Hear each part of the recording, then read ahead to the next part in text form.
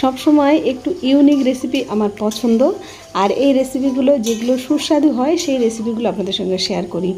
आसुन देखे नेওয়া যাক आजके सुस्वादु रान्ना। एटा हलो आलू घाटी सोयाबिन।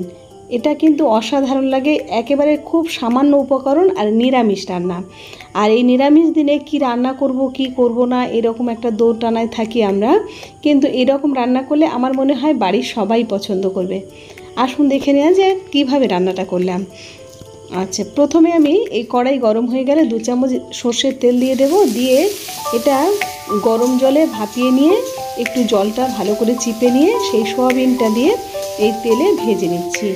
আর এটা তেলটা 2 চামচ বা 3 চামচ দেবেন, একটু তেলটা বেশি পরিমাণে দিয়ে হালকা করে ভেজে নিলে তাহলে এর স্বাদটা ভালো হয় এবং একটা সয়াবিনের যে গন্ধ সেই গন্ধটা চলে যায়। খুব ভালো করে লবণ হলুদ দিয়ে ভেজে নিলাম। এবারে ভাজা সোয়াবিনগুলো আমি একটা পাত্রে তুলে নিয়ে নিচ্ছি। আর এই রান্নাটা পুরোটাই আমি সরষের তেলে করব, তাহলে খেতে ভীষণ ভালো লাগবে। এখানে গোটা গরম মশলা আর তেজপাতা এটা আমি ফোড়নে দিচ্ছি। গোটা গরম মশলার মধ্যে লবঙ্গ, এলাচ, দারুচিনি আছে, মুখটা একটু ফাটিয়ে দিয়েছি এলাচের। দিয়ে এভাবে সুন্দর যখন গন্ধ বের হবে এর মধ্যে দিয়ে দেব আদা। আদাটা দিয়ে মাত্র আদার মধ্যেই লবণটা দিয়ে দেবেন, তাহলে আর তেল ছিটকাবে না। এইভাবে দিয়ে রান্না করবেন, দেখবেন তেল ছিটকাবে না।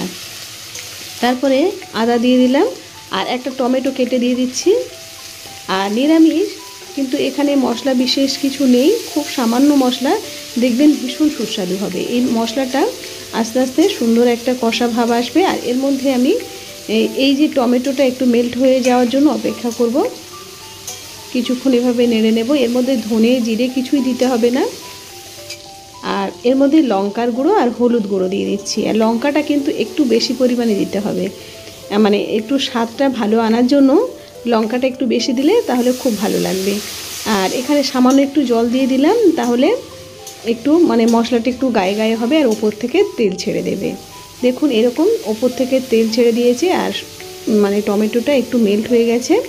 তখন আমি এর মধ্যে দিয়ে দিচ্ছি আলু সিদ্ধ। আলু সিদ্ধটা একটু হাত দিয়ে ঘেঁটে নিতে হবে।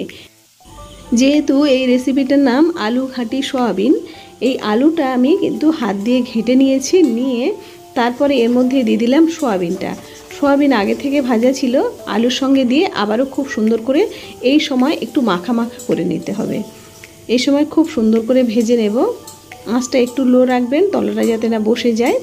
এরকমভাবে সুন্দর একটু মাখা মাখা ভাব আসবে, তখন আমি এর মধ্যে দিয়ে দেব জল। সাইডে জল গরম করে রাখতে পারেন বা এমনি প্লেন জল দিয়ে দিতে পারেন, কোনো অসুবিধা নেই। আর এই যে তরকারিটা এটা কোনো ঝোল হবে না, একেবারে খুব মাখা মাখাও হবে না, মাঝারি হবে, সেরকম বুঝে জলটা দেবেন। আলুটা সিদ্ধ হয়ে আছে, সোয়াবিন সিদ্ধ হয়ে আছে, বেশি জল লাগবে না। ব্যাস, এবারে 5 থেকে 7 মিনিট ফুটতে দেব। এইভাবে টকবক করে ফুটবে। আমি এর মধ্যে একটু মিষ্টি দিয়ে দিচ্ছি। যে কোনো নিরামিষ রান্নাতে একটু মিষ্টি দেবেন, স্বাদটা ব্যালেন্স হওয়ার জন্য। একেবারে মিষ্টি ভাব আসবে না, এটা ঝাল একটু মিষ্টি মিষ্টি এরকম একটা ভাব আসবে। আর এখানে সব শেষে যেমন গরম মশলা, ঘি দিতে হয়, এই রান্নাতে কিছুই লাগবে না, আর কিছুই দিতে হবে না। এরকম ঘাটা ঘাটা আলুটা হবে, একটু মাখা মাখা হবে, মানে ঝোলও হবে না, চচ্চড়ি মতোও হবে না, এই রকম ঠিক ভাব আসবে। দেখতেই পাচ্ছেন এই রকম আপনারা কিন্তু রুটি, পরোটা, ভাত সব কিছুর সাথেই খেতে পারবেন, খুব ভালো লাগে। আপনারাও বাড়িতে অবশ্যই তৈরি করবেন। তৈরি করে আমাকে কিন্তু কমেন্ট করে জানাতে একদমই ভুলবেন না। কমেন্ট করলে আমার ভীষণ ভালো লাগবে, কারণ আপনারা যেহেতু দেখছেন নিশ্চয়ই বাড়িতে তৈরি করবেন, তাহলে আমার ভীষণ ভালো লাগবে। আর দেখুন আমি একটা বোলের মধ্যে নিয়ে নিয়েছি, দেখেই বুঝতে পারবেন ভীষণ লোভনীয় হয়েছে। আর এইরকমভাবে বাড়িতে তৈরি করে অবশ্যই আমাকে জানাবেন। আর আমার চ্যানেলটা যদি আপনাদের পছন্দ হয়, সাবস্ক্রাইব আর লাইক করতে কিন্তু একদমই ভুলবেন না। আপনাদের একটা লাইক আমাকে ভীষণভাবে উৎসাহ দেয়, অবশ্যই একটা লাইক দিয়ে উৎসাহ দেবেন। আর দেখুন কতটা লোভনীয় হয়েছে, আমি একটা চামচে করে তুলছি। দেখুন দেখুন আপনারা সবাই ভালো থাকুন, সুস্থ থাকুন। অনেক অনেক ধন্যবাদ।